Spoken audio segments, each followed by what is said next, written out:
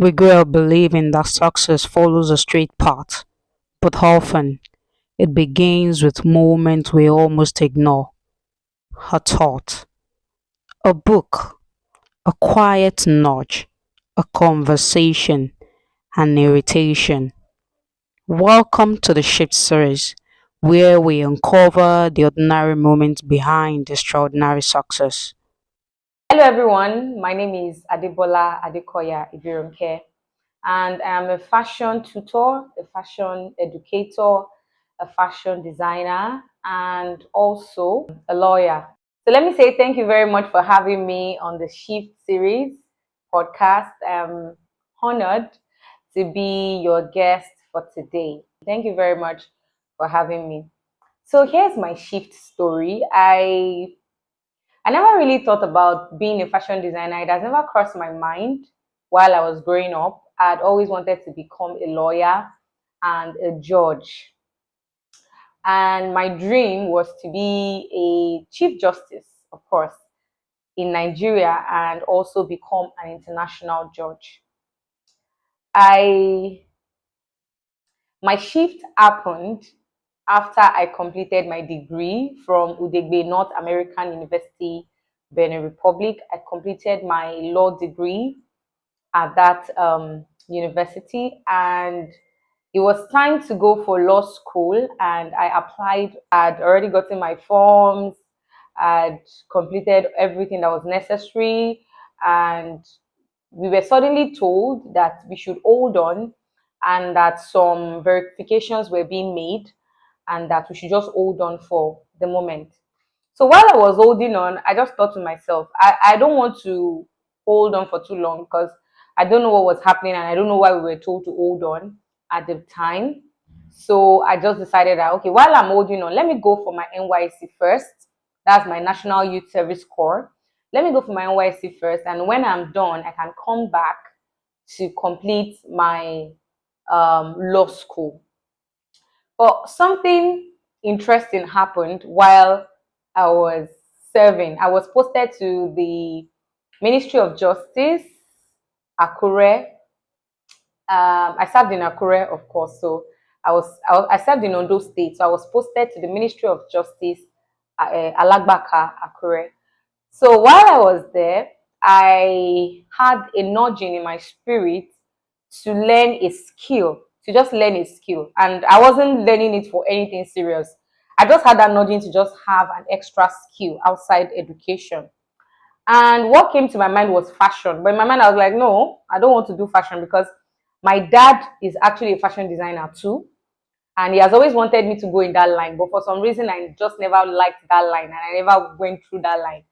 So I like to draw, I like artwork. So I decided to go and register for art and crafts.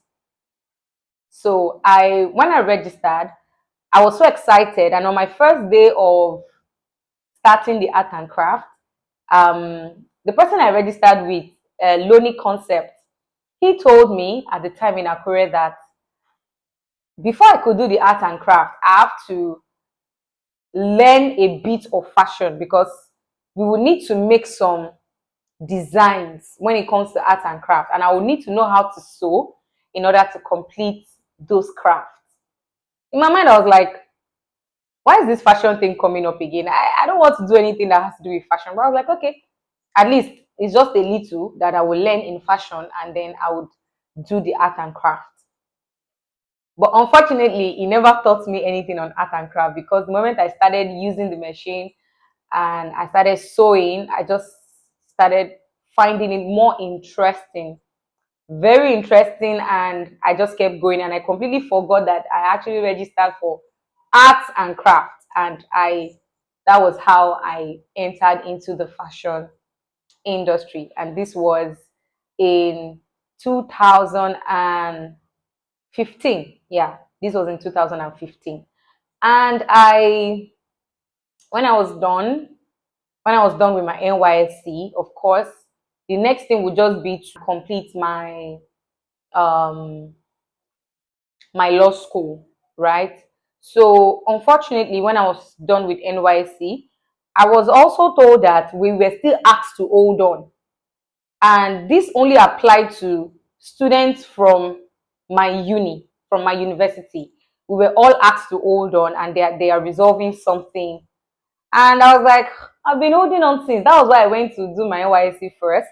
I'm coming back 1 year after, you're still asking us to hold on.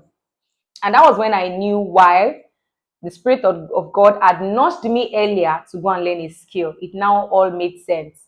So I had this deep feeling in my heart to go for further education in fashion. So after my NYC, I went to a fashion school and I went to further, get more knowledge in fashion. And that was how it started. My dad, of course, was very happy because he had always wanted me in that line. He had always wanted somebody to take over his legacy, and which I ended up doing. So that was where the shift started. And I founded ALOBEDA Fashion Academy. This is a school where we train fashion enthusiasts to become industry professionals who will be able to run their own successful fashion businesses. And we've been in business now for 8 years, and it's been God all the way. It's been beautiful. We've had partnerships with the federal government, even international bodies like the World Bank, the Federal Ministry of Education, the Industrial Training Fund.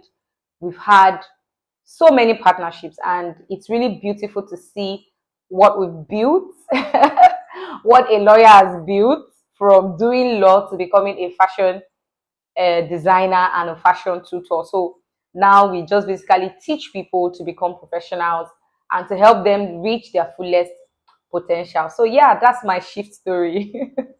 And from reading law, we are here in the fashion industry. So all I'm going to say, my advice for others is have a solid relationship with God, because I can say it's my relationship with God that helped me to make decisions ahead of time, not understanding why.